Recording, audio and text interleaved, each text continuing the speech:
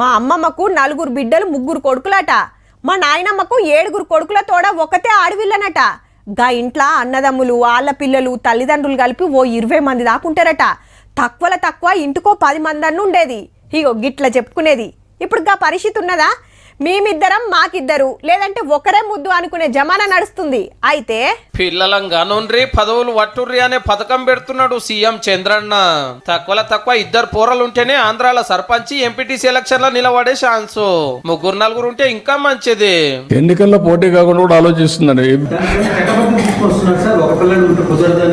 తీసుకొస్తాం, అప్పుడు తీసుకొచ్చాం కదా.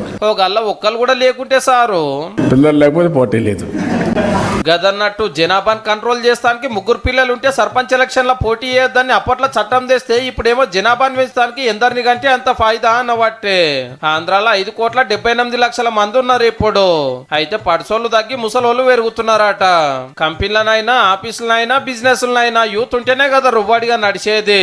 పబ్లిక్ పల్సగా అవుతుండే వరకు రేపు ఇంకిత తక్లీఫ్ కావచ్చునట.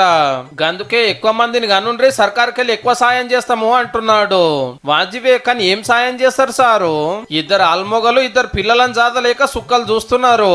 ఉండనీకే ఇల్లు ఉండదు, పండనీకే మంచం ఉండదు. సర్కార్ బడిలో చదువుల దండుగా, ప్రైవేట్లకు తోలితే ఫీజులు దండిగా. రోగమో నొప్పో వస్తే అప్పుల పాలు కావాలి, అవసరమైతే ఆస్తులు అమ్మాలి.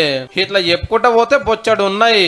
హోదాలు గవర్నమెంట్ వాళ్ళు గీ తిప్పలు తీరిస్తే ఎందరి గణాలను పెళ్ళమ్మగో డిసైడ్ చేసుకుంటారు.